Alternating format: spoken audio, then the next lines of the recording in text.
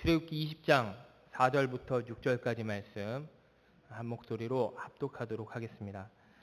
너를 위하여 새긴 우상을 만들지 말고 또 위로 하늘에 있는 것이나 아래로 땅에 있는 것이나 땅 아래 물속에 있는 것의 어떤 형상도 만들지 말며 그것들에게 절하지 말며 그것들을 섬기지 말라.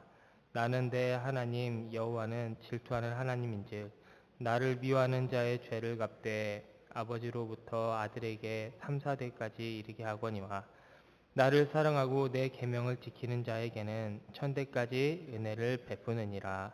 아멘. 하나님께서 기뻐하시는 예배라고 하는 말씀 제목으로 함께 하나님 말씀을 나누도록 하겠습니다. 사랑은 눈높이가 중요합니다. 사랑은 마음도 중요합니다. 그렇지만 눈높이가 중요합니다. 사랑은 행동도 중요하지만 사랑은 눈높이를 맞춰서 얼굴을 마주보고 그리고 눈빛이 오갈 때에 상대방에게 전해지게 됩니다. 아무리 내가 사랑한다고 상대방에게 말하고 상대방에게 사랑의 행동을 많이 할지라도 그것을 상대방이 사랑으로 받지 못한다면 무의미한 몸짓에 지나지 않습니다. 갓난아이에게는 젖을 주고 안아주는 것이 사랑입니다. 하지만 초등학생에게는 격려와 응원으로 자존감을 세워주는 것이 사랑입니다. 당장 먹을 것이 없어 굶주리는 아프리카의 기아에 허덕이는 아이들에게는 우유 한 모금이 사랑이지만 먹을 것이 풍족하지만 부모님을 만날 새 없이 학교와 학원을 오가는 아이들에게는 함께 해주는 것이 사랑입니다. 집안일로 하루 종일 정신없이 하루를 보내는 주부에게는 집안일에 함께 동참해주는 것이 사랑이지만 사회에서 여러 가지 스트레스와 경쟁 때문에 많은 힘든 가운데 있는 가장들에게는 따뜻한 위로와 격려가 사랑입니다. 사람마다 저마다 원하는 사랑이 있습니다. 눈높이에 맞는 사랑을 해주어야 합니다. 먼저 상대방의 자리까지 내려가서 무릎을 꿇고 그리고 눈을 마주치고 상대방을 바라보면서 사랑한다고 말해주세요. 그러면 서로 사랑하고 있음이 느껴지게 될 것이고 그 안에 행복이 있지 않겠습니까? 그래서 예수님께서도 우리의 눈높이까지 내려오셔서 우리를 사랑하시고 또 십자가를 짊어지심으로 그 사랑을 확증하셨습니다. 그런데 우리만 사랑을 원하는 것이 아닙니다. 우리만 원하는 사랑이 있는 것이 아닙니다. 하나님께서도 우리를 향해 원하는 사랑이 있으십니다. 내 나름대로의 방법, 우리의 나름대로의 방법으로 하나님께 사랑을 표현할 때 하나님께서 그 사랑을 기특하게 여기실 거예요. 하지만 성경에서는 조금 더 신앙이 깊어지고 하나님에 대해 더 알아가기, 더 깊이 알게 되고 그리고 하나님께서 원하시는 것이 무엇인지 알게 된다면 내 나름대로의 사랑하는 방법을 포기하고 이제는 하나님께서 원하시는 방법대로 사랑해드리는 것이 옳다고 증거하고 있습니다. 우리는 하나님께서 원하시는 사랑을 드려야 합니다. 먼저 성경은 하나님께 사랑을 표현하는 방식을 예배라고 하는 형태를 통해서 우리에게 제시해주고 있습니다. 사실 우리들이 이 자리에 나와서 하나님께 예배를 드리는 가장 여러 가지 이유들이 있겠지만 그 중에 궁극적인 이유가 있다면 우리가 하나님을 사랑하기 때문이 아닙니까? 우리는 하나님을 예배함을 통해서 하나님께 영광을 돌리고 그분께 사랑을 표현할 수 있습니다. 그렇다면 어떻게 예배를 드리는 것을 하나님께서 기뻐하실까요? 오늘 본문 말씀을 통해서 함께 하나님께서 기뻐하시는 예배, 어떻게 하면 우리가 하나님께서 원하시는 사랑을 하나님께 올려드릴 수 있는가에 대해 은혜를 나누고자 합니다. 첫 번째로 오직 하나님만 예배해야 합니다. 출애굽기 32장 8절에 보면 이런 말씀이 나와 있습니다. 그들이 내가 그들에게 명령한 길을 속히 떠나 자기를 위하여 송아지를 부어 만들고 그것을 예배하며 그것에게 제물을 드리며 말하기를 이스라엘아 이는 너희를 애굽 땅에서 인도해낸 너희 신이라 하였도다. 우리가 잘 아는 말씀입니다. 모세가 시내산에 올라가서 하나님께 율법을 받으려고 하나님의 계명을 받기 위해 올라가 있을 때에 그 주변에 진치고 있었던 이스라엘 백성들이 오랫동안 모세가 내려오지 않자 아론에게 따집니다. 야, 우리들을 여기까지 인도해낸 우리의 지도자 모세는 어디 갔고 그 하나님은 도대체 어디 간 것이냐? 우리가 버림받은 건 아니냐? 그런데 이스라엘 백성들이 황금 송아지상을 만든 일에서 우리는 굉장히 흥미로운 것을 하나 발견할 수가 있습니다. 첫 번째는 당시 이스라엘 백성들이 황금 송아지를 앞에 두고 있었지만 그들이 예배했던 대상이 하나님이라고 하는 사실입니다. 두 번째는 여호와 하나님은 보이시지 않으시기 때문에 그들이 불안할 때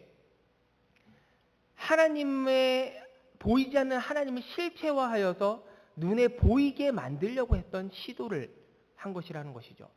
세 번째는 이 모든 일들이 하나님을 위해 이루어진 것이 아니라 32장 8절 말씀에서처럼 자기를 위하여 하였다라고 하는 사실입니다. 당시 이스라엘 백성들의 입장에서 봤을 때에 이스라엘 백성들이 예물을 드리고 제물을 드렸던 그 대상이 소의 형상을 하고 있을 뿐 사실 그들의 생각 속에는 이집트에서부터 지금 여기까지 인도해낸 하나님의 그냥 보이는 현물 정도로 여겼었다라고 하는 것이죠.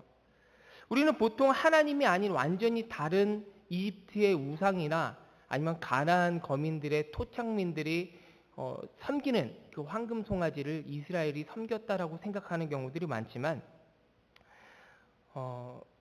사실 이 황금 송아지상은 완전히 다른 신이 아니라 그들이 하나님으로 믿고 있었던 지금까지 인도에 오신 여호와 하나님이 눈에 보이지 않기 때문에 보이게 만든 것뿐이라고 하는 것이죠. 그런데 우리가 조금 생각했다라고 하는 우리가 지금까지 생각해왔던 거랑 약간 다르지 않습니까? 이 송아지는 완전히 다른 대상이 아니라 지금까지 그들이 믿고 따라왔었던 하나님입니다. 그리고 이제 그 하나님이 눈에 보이지 않고 모세도 안 보이니까 역시 우리가 광야에서 지금 버림을 받아서 이제 죽을 날만 기다려야 되는 것 아닌가. 이게 너무 불안한 것입니다. 그래서 그들은 매우 중대한 범죄를 저질렀습니다. 이 범죄의 내용이 무엇입니까?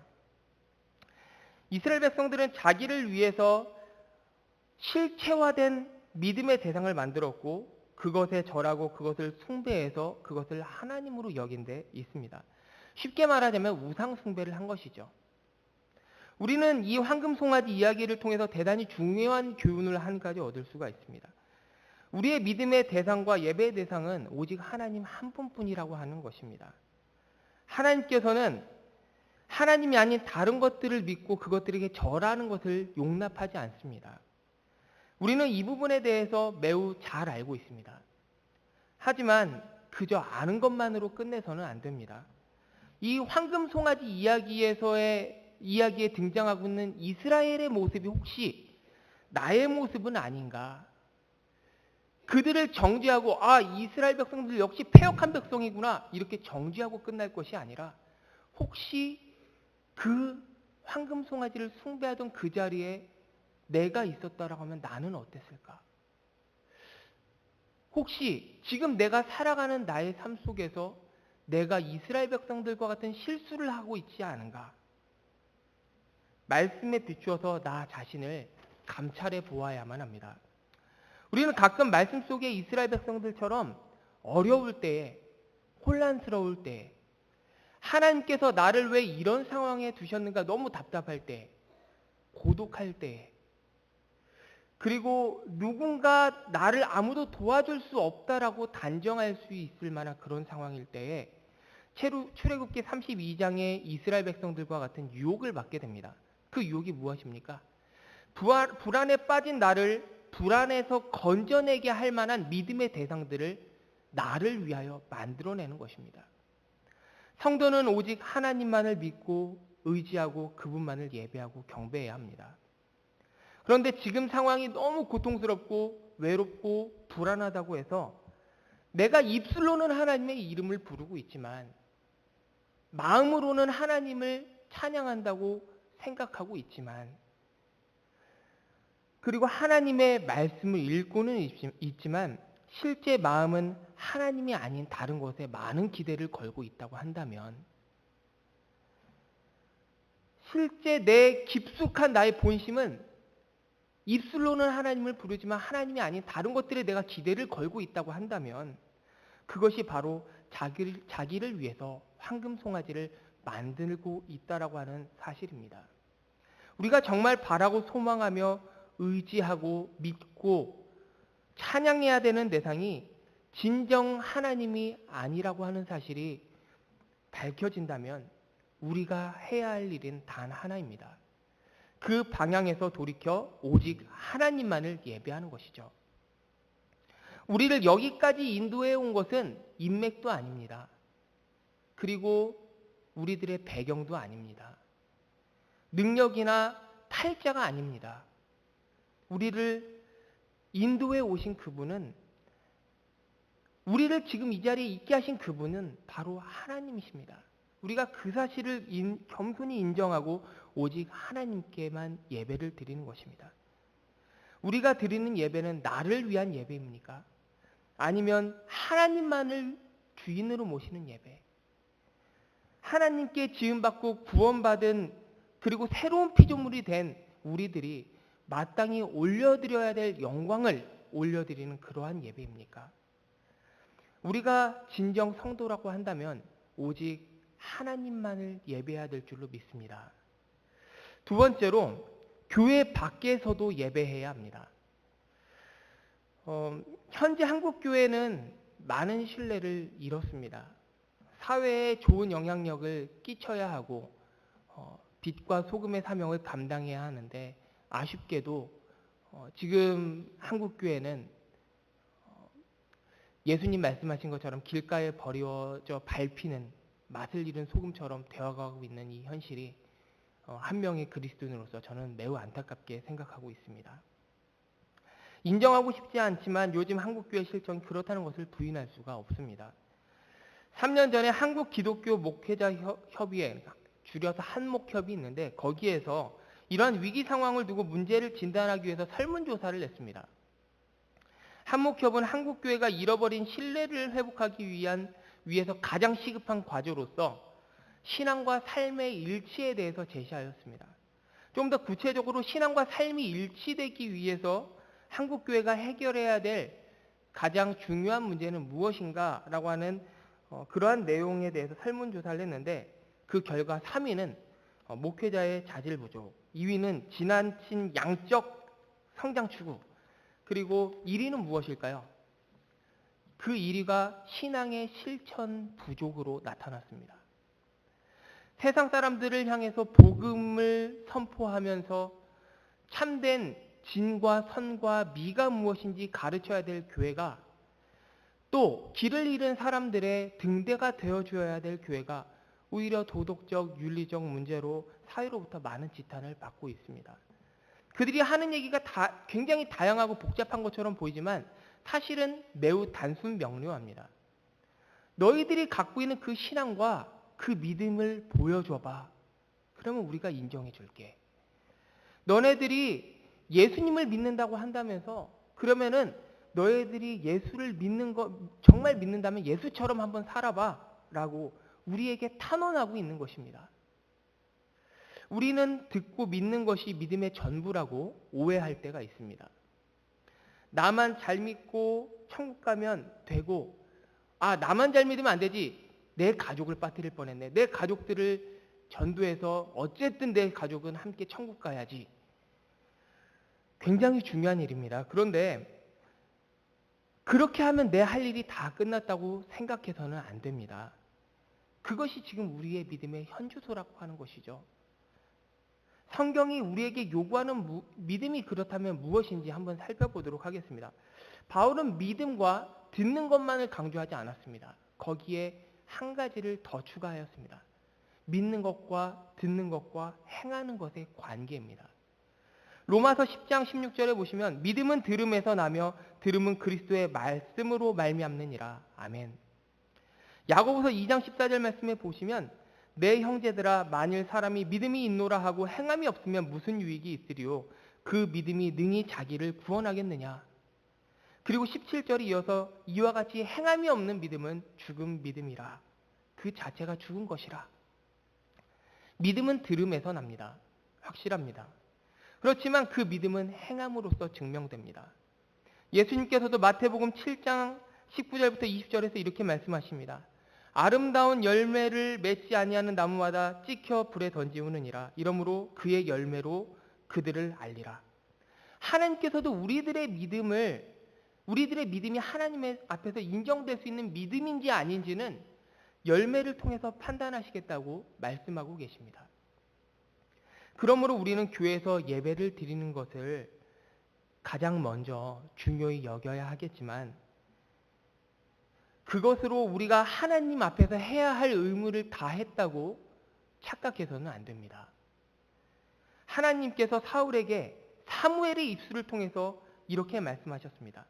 순종이 제사보다 낫고 듣는 것이 수양의 기름보다 나으니 이는 거역하는 것은 점치는 죄와 같고 완고한 것은 사시는 우상에게 절하는 죄와 같음이라. 출애굽기 32장에서도 그들이 내가 그들에게 명령한 길에서 속히 떠났다. 그들은 분명히 하나님의 말씀을 들었습니다. 하나님의 말씀을 들었습니다. 하지만 그 길에서 속히 떠남으로써 불순종했습니다. 말씀을 듣는 것도 중요하지만 말씀을 듣는 것과 순종은 하나입니다. 말씀을 듣고서 순종하지 않는다는 것은 듣지 않은 것과 다르지 않다고 성경 말씀 우리에게 증거하고 있는 것입니다. 이렇게 볼 때에 예배는 말씀을 듣는 데서 시작해서 삶에서 그 말씀을 순종함으로써 완성된다는 것을 우리는 기억해야 합니다. 축도는 예배의 끝을 알리는 신호가 아닙니다. 우리는 보통 축도하면은 그러죠. 아, 이제 드디어 예배가 끝났구나. 이제 집에 가야지. 아, 예배가 끝났구나. 조시던 분들 축도할 때가 되면 정신이 번쩍 듭니다. 그런데 사실 이 축도는 그러한 것이 아닙니다. 이 세상에 나가서 오늘 우리에게 주신 하나님, 우리가 들은 하나님의 말씀을 가지고 이제 순종함으로 살아가야 되지 않습니까? 그런데 말씀대로 순종하는 것이 얼마나 힘든가요? 이것은 영적 전투입니다. 그래서 목회자가 앞에서 축도를 하는 것은 이제 삶에서 드려질 예배가 시작되었음을 알리면서 동시에 앞으로 다가올 치열한 영적 전투에서 하나님의 은혜로 승리하기를 축원하면서 빌어주는 것이 바로 축도입니다. 그러므로 우리는 교회 밖에서도 하나님을 예배해야 합니다. 우리의 예배 초소는 교회와 더불어 우리가 살아가는 모든 삶의 현장임을 우리는 기억해야 합니다. 하나님께서 우리에게 원하시는 예배는 들음과 순종의 예배이며 교회 안과 밖에서 드려지는 예배입니다. 세 번째로 영과 진리로 하나님 앞에 예배해야 합니다. 제임스 패커라고 하는 영국의 영성신학자가 있습니다. 근데 이 제임스 패커는 이런 말을 했습니다. 그리스도인은 정기적으로 자기 점검을 해야 한다.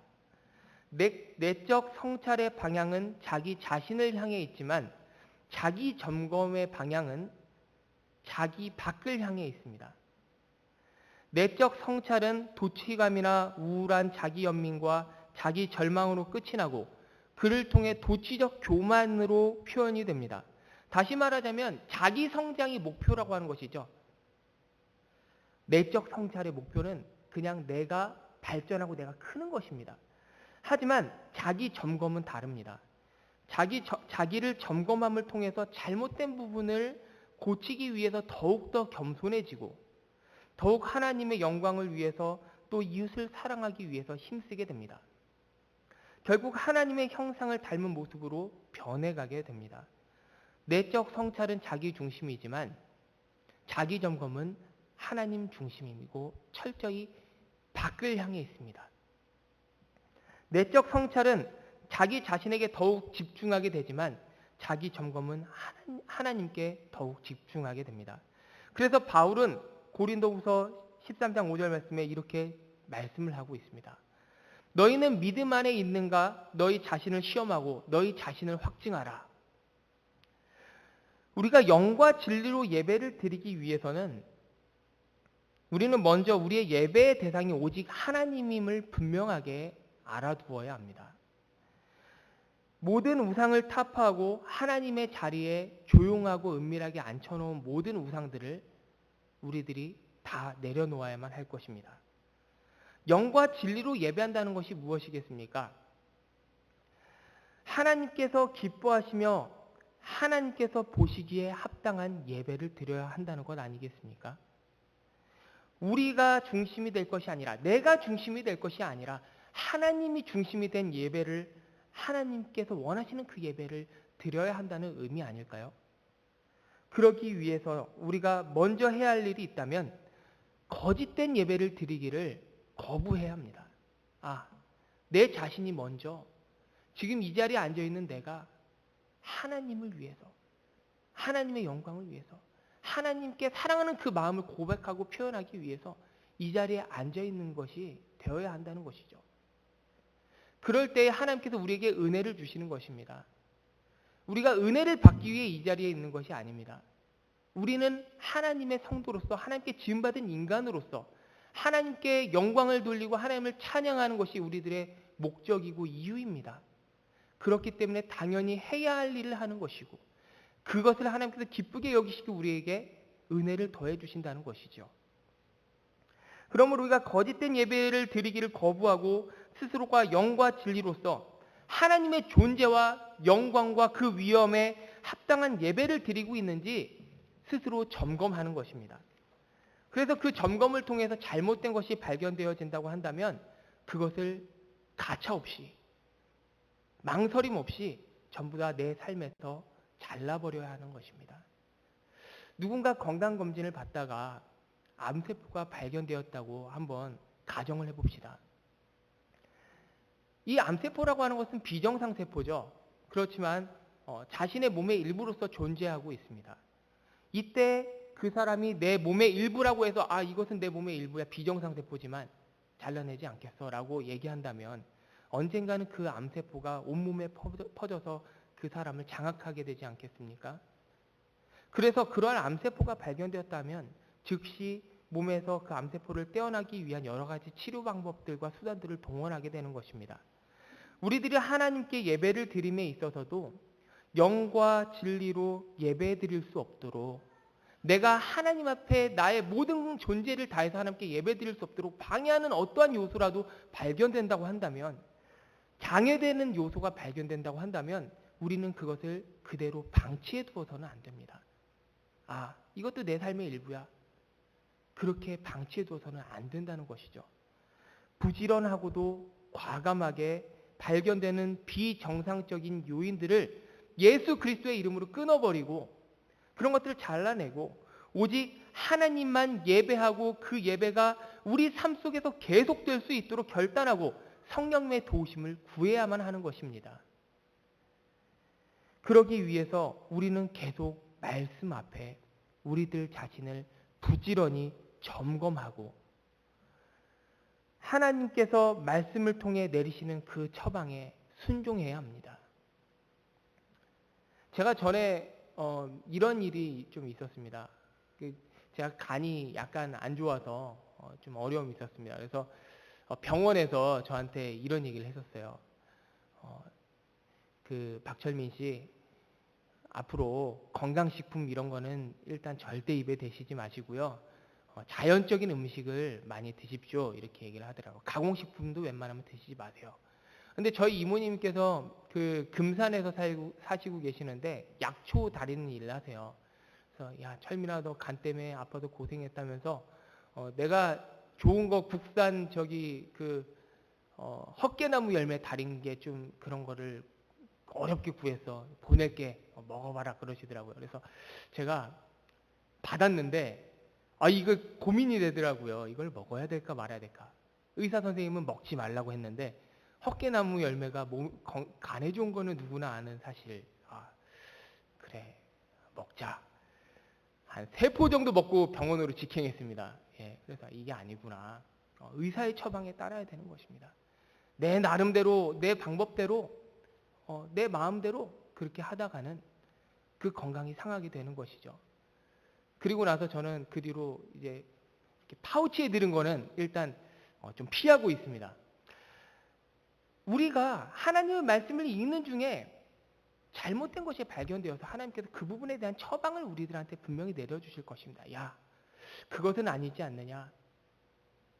내가 원하는 것이 그것은 아니지 않느냐. 네가 내 말씀에 순종해서 이렇게 해야 되지 않느냐라고 할 때 하나님, 저도 제 나름대로의 방법이 있습니다라고 한다면 우리들은 계속 영적으로 고통당하고 갈급하고 아픈 가운데 놓여 있을지도 모르게 되겠습니다. 그런 일이 없어야 되겠지만 오늘 말씀은 우리가 그렇게 증거하고 있는 것입니다. 하나님께서 말씀을 통해서 우리들에게 내리는 그 말씀의 처방에 순종할 것을 요구하고 있습니다. 그럴 때에 우리는 매주 이 자리에 형식적으로 습관적으로 앉아있는 것이 아니라 살아계신 하나님께서 내 앞에 계시다는 그 사실을 자각하게 되고 구원과 은혜의 감격이 넘치는 그러한 예배를 하나님 앞에 드릴 수 있게 되는 것입니다. 이제 말씀을 마치도록 하겠습니다. 우리 출애굽기 20장 6절 말씀을 한번 같이 읽어보도록 하겠습니다. 출애굽기 20장 6절 말씀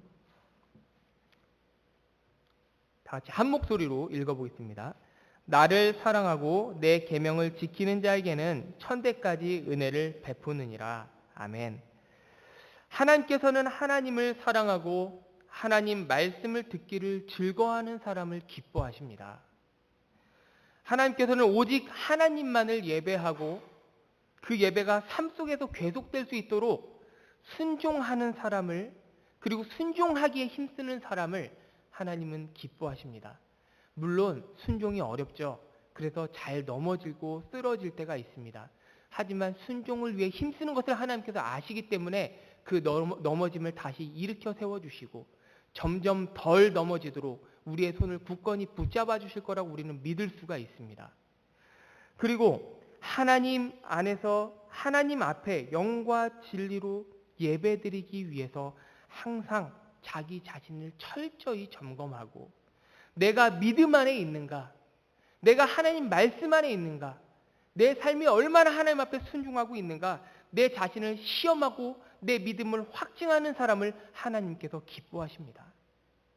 그런 사람에게 오늘 말씀은 약속하고 있습니다. 내가 천대까지 은혜를 베푸겠다. 그리고 그 사람에게 하나님께서 부어주실 은혜를 준비하시고 그 사람을 오늘도 하나님께서 찾고 계십니다. 바로 그 하나님께서 찾으시는 그 사람, 하나님께서 천대까지 은혜를 베풀어 주시기 위해서 준비하고 계신 그 사람이 바로 이 자리에 있는 우리 성도님들이 되시기를 주님의 이름으로 축원합니다. 아멘. 함께 기도하도록 하겠습니다.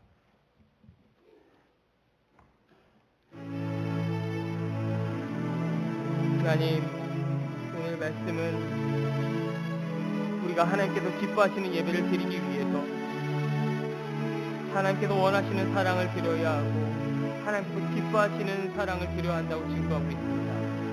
하나님, 우리들이 주님의 사랑을 받은 자로서, 주님께 구원의 은혜를 허락받은 자들로서 하나님을 더욱더 사랑하고 하나님께 더욱더 우리의 삶의 모든 헌신을 통해서 영광 돌려야 하는데 불구하고 하나님 앞에 그러지 못할 때가 많음을 주님 앞에 고백합니다. 하나님, 오늘 말씀과 같이 우리가 오직 하나님만을 예배하게 하여 주시고 하나님의 말씀에 순종하는 예배 드리게 하여 주시고 내 삶 속에서 그 예배가 계속될 수 있도록 허락하여 주시며 무엇보다 하나님, 그 사랑이 내 안에 항상 머물 수 있도록 내가 주님의 믿음 가운데 있을 수 있도록 항상 내 자신을 점검하고 내 자신을 시험하여서 하나님, 내가 그 믿음을 확증하는 사람이 될 수 있도록 도와주시옵소서. 그럴 때 오늘 말씀과 같이 우리들이 천대까지 베푸는 주님의 은혜를 받게 하여 주시고 우리가 주님께 더욱더 큰 영광을 돌릴 수 있는 믿음의 사람들 될 수 있도록 허락하여 주시옵소서. 사랑이 많으신 하나님, 오늘도 주님의 귀한 말씀을 우리들에게 주심을 감사드립니다. 이 말씀을 우리가 들었은즉 들은 것으로 끝내지 않게 하여 주시고 오늘 말씀과 같이 순종하여 내 삶의 예배로 이어지게 하여 주시며 그렇게 될 수 있도록 우리가 스스로를 항상 돌아보고 하나님의 말씀 가운데 점검하며 하나님께서 기뻐하시는 주님의 성도로서 살아갈 수 있도록 은혜를 허락하여 주시옵소서. 하나님, 우리가 주님 앞에 신령과 진정으로 우리들이 갖고 있는 모든 것을 다하여 예배드리기를 원합니다. 우리가 형식적인 예배 그리고 하나님 앞에 드릴 때에 전심으로 드리지 않는 거짓된 예배 드리기를 거부하게 하여 주시고 오직 주님께서 기뻐하시는 주님만이 주인된 그러한 예배를 드릴 수 있도록 성령께서 우리의 심령을 감화하여 주시옵소서. 예수 그리스도의 이름으로 기도하옵나이다. 아멘. 지금은 우리 구주 예수 그리스도의 은혜와 하나님의 사랑과 성령님의 교통하심이 하나님께서 기뻐하시는 예배를 드리기 위하여 하나님을 더욱더 사랑하기 위하여 오늘도 예배의 자리를 지키기 위해 힘쓰는 모든 성도들의 삶 가운데 영원히 함께 있을지어다. 아멘.